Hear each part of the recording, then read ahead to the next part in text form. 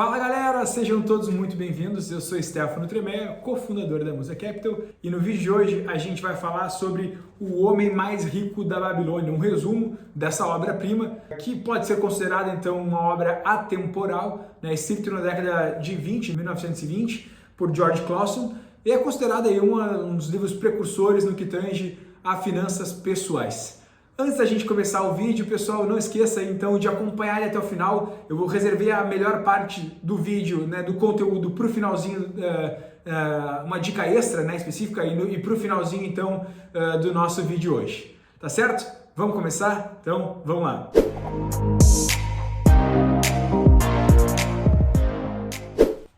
Bom, pessoal, eu coloco, já falei isso em outros momentos, o homem mais rico da Babilônia no mesmo patamar de importância no que tange a finanças pessoais, de A Psicologia Financeira, de Morgan Housel, um livro mais recente, e Pai Rico, Pai Pobre, de Robert Kiyosaki. Eu acho que essa trilogia, tem outros livros também, obviamente, mas essa trilogia para mim é fundamental que jovens na faixa etária ali de que estão cursando talvez o ensino médio, precisem parar e ler essas obras, que isso vai fazer total diferença em suas vidas. Então acho que esse cuidado ele é fundamental, ele é muito importante no autodesenvolvimento do que tange a planejamento financeiro pessoal. O Homem Mais Rico da Babilônia, ele foi escrito por Clason, inicialmente com panfletos, então eles eram basicamente alguns pequenos artigos que foram distribuídos na época a gerentes bancários, corretores de seguros, com a ideia que esses profissionais pudessem ter conhecimentos e repassar aos seus clientes.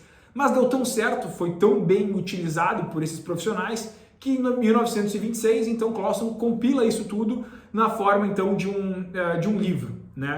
Como é que são esses panfletos, como é que é o conteúdo especificamente? Basicamente, ele traz, então, parábolas, com Arcade, que seria, então, um senhor na Babilônia, um senhor que teve muito sucesso. A Babilônia foi um dos, enfim, reza a lenda, que foi, então, uma das civilizações mais ricas da história, era localizada onde hoje se configura o Iraque, e era então um país, como a gente sabe até hoje, com poucas riquezas naturais. Obviamente naquela época não existia o petróleo, não tinha como utilizar isso, então eles era um país com poucas riquezas naturais, mas que conseguiu então ter uma das civilizações mais ricas e prósperas da antiguidade, muito pelo fato de ter uma população que conseguiu então ser empreendedora, desenvolver riquezas e de fato produzir as bases ali do rio Eufrates, uma civilização muito próspera e rica, por mérito da sua civilização, da sua cultura.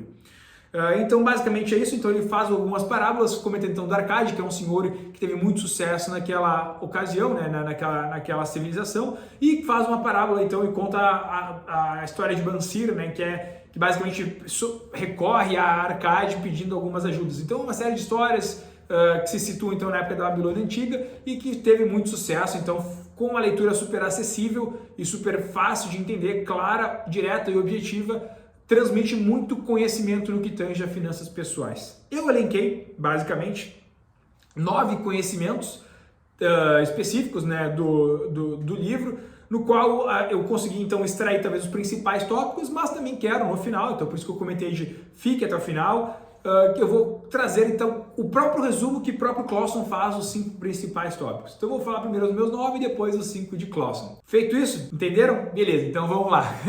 Pessoal, não esqueçam por favor de deixar o seu like aqui no vídeo, é a forma que a gente tem de continuar produzindo conteúdo e o YouTube distribuir a todos vocês. Bom, vamos aos 9 tópicos que eu elenquei. Primeiro deles, eu acho que é importante a gente ter humildade de admitir que não sabe tudo e que podemos então aprender com aqueles que têm mais experiência. Então Bansir, ele era então um artesão, enfim, ele era uma pessoa simples, de atividades simples, ele está com problemas financeiros e ele vai então em busca, descobre quem é um conhecido dele, que é uma pessoa que tem muita fortuna, que teve muito sucesso na vida profissional e pessoal, e então ele vai até essa pessoa pedir ajuda, pedir conselhos. Então acho que isso é uma mensagem muito importante, a gente ter a humildade de entender que a gente não sabe tudo, que tem pessoas que têm sucesso em determinadas áreas, e a gente pode ter a humildade de reconhecer isso, baixar o nosso ego e ir então pedir esse suporte, pedir que essa pessoa compartilhe os seus conhecimentos. E na maior parte das vezes você vai se surpreender, já coloquei isso em prática também, já fiz esse processo,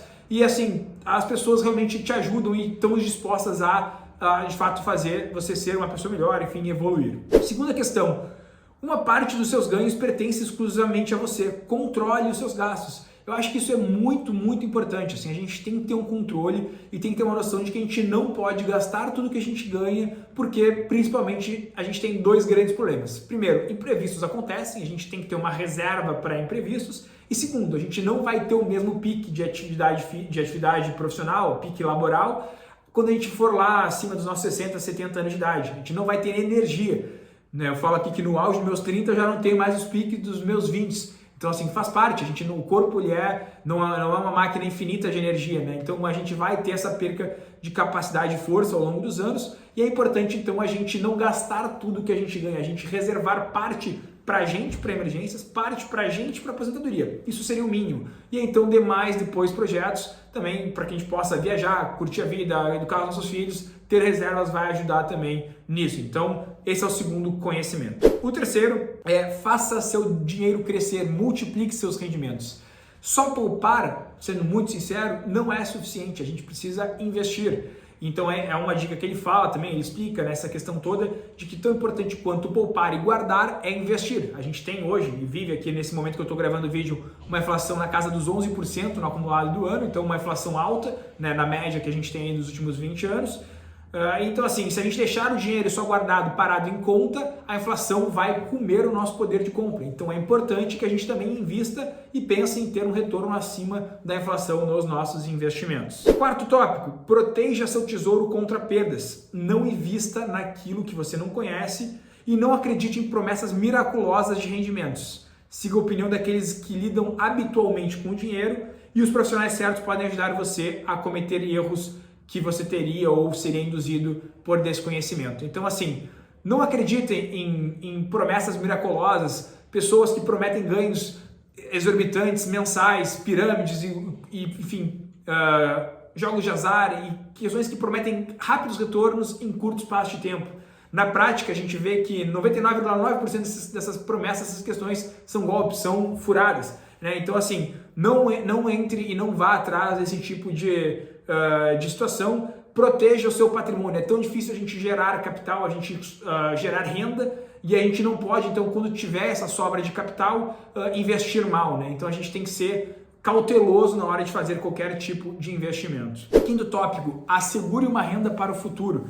Então é fundamental a gente pensar em poupar para a nossa aposentadoria. Também já comentei isso antes, a gente não vai ter o mesmo pique para sempre e é importante que a gente destine parte do nosso capital para a aposentadoria. Ele comenta aqui que o ideal, até tem uma citação dele, que pelo menos 10% seja guardado então para a sua aposentadoria da sua renda mensal. E faz sentido, assim, se você começar desde jovem, né, poupar pelo menos 10% da sua renda e fazer isso durante uma vida toda com foco na aposentadoria, é muito provável, né, nunca vou usar a palavra garantido, mas é muito provável que se você fizer isso desde o seu primeiro trabalho, de 18 anos de idade, até lá os 65 anos de idade, que é a idade média, né, que se tem hoje de trabalho, você vai conseguir ter uma aposentadoria digna. Né? Então é bem provável, mantendo o padrão de vida que você vai ter, que você consiga ter isso. Então assegure essa renda para o seu futuro. Sexto, melhore seus rendimentos. E ele fala aqui então em ganhar mais.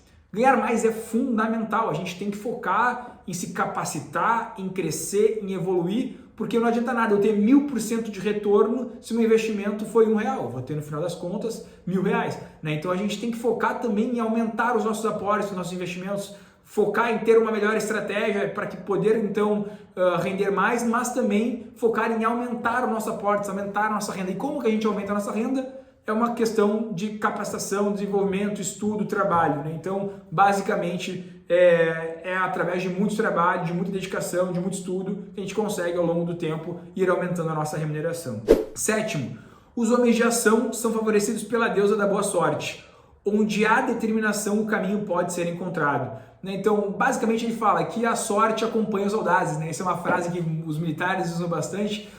A sorte acompanha os audazes, no sentido de que quanto mais a gente trabalha, mais sorte a gente tem. E nunca vi alguém conseguir ter sucesso antes de ter muito trabalho por trás envolvido. Né? A não ser que tenha um fator sorte fora da curva, ganhando na Mega Sena, mas essas pessoas que ganham na Mega Sena, volta e meia, elas botam dinheiro fora por não ter educação financeira ou algo do gênero. Então, assim, quanto mais trabalho você tiver, mais trabalho você se esforçar, se dedicar, maior o seu potencial também de encontrar com a deusa da boa sorte, né? Então, isso vai envolver também aqui a questão de ser resiliente, trabalhar duro. Oitavo, é melhor uma pequena cautela do que um grande remorso. Não podemos jamais ficar sem uma proteção adequada. Nunca, jamais se expõe a riscos desnecessários.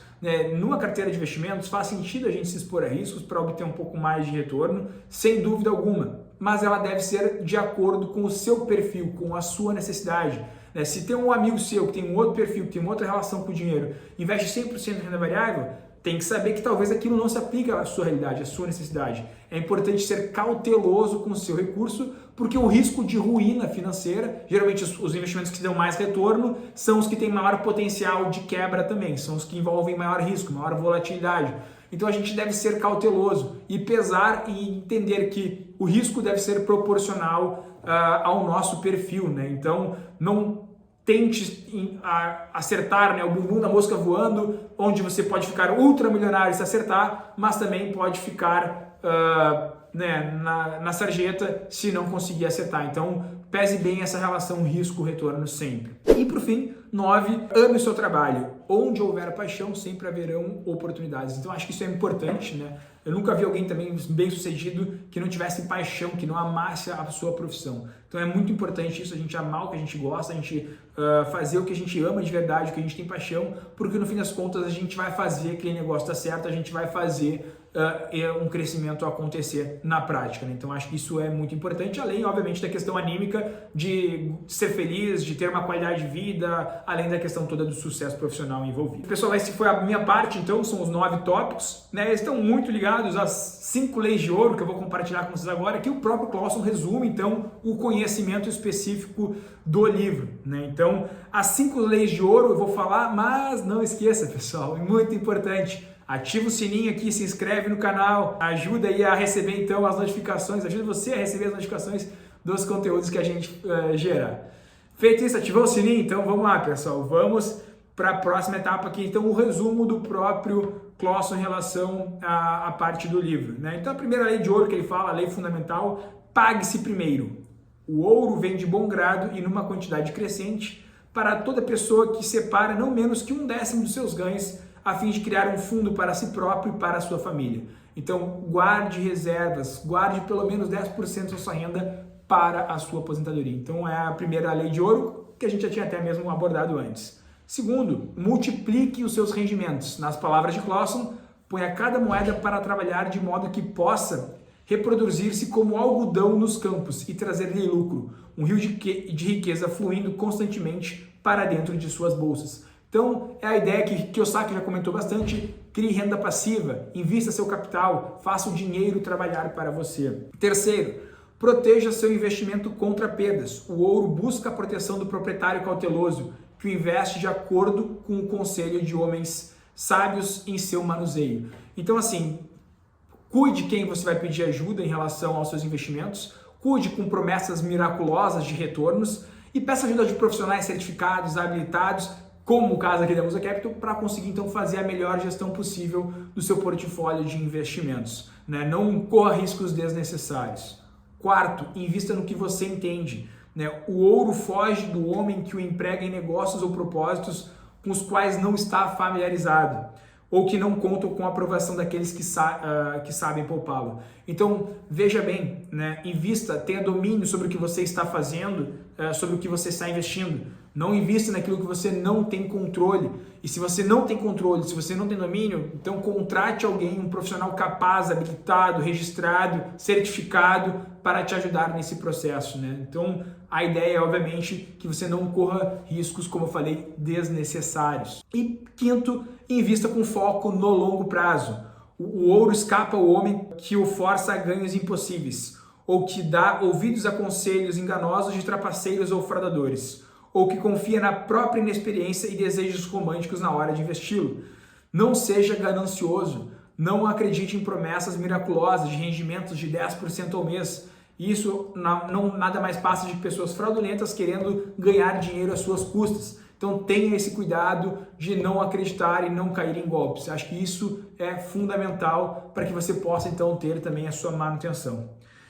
Como eu falei, pessoal, essas são as 5 leis de ouros aqui, então, do Clauson. O livro é um livrinho de, basicamente, 200 e poucas páginas, é um livrinho super acessível, super fácil, vale a pena. Tu consegue comprar ele na Amazon, na internet, por aí, por 19, 20 reais, é muito barato, nos sebos também, pela internet como um todo. Vale a pena, é uma leitura muito legal, um livro de cabeceira que você pode presentear o seu filho. Tô fazendo uma propaganda aqui para a editora, né? Não tô ganhando nada com isso, mas assim, porque realmente acredito que vale a pena, é uma obra que vale a pena ser difundida, leitura fácil, acessível e que tem muito conhecimento aqui embutido, né? Lógico que eu tentei resumir da forma mais completa possível aqui, mas nada substitui a leitura, né? Se vocês gostaram do conteúdo, se vocês gostaram do resumo, por favor, deixa seu comentário aqui embaixo e não esqueça então, como eu falei, de deixar o seu like no vídeo. Certo, pessoal? Obrigado pela atenção e até a próxima. Até mais. Tchau, tchau.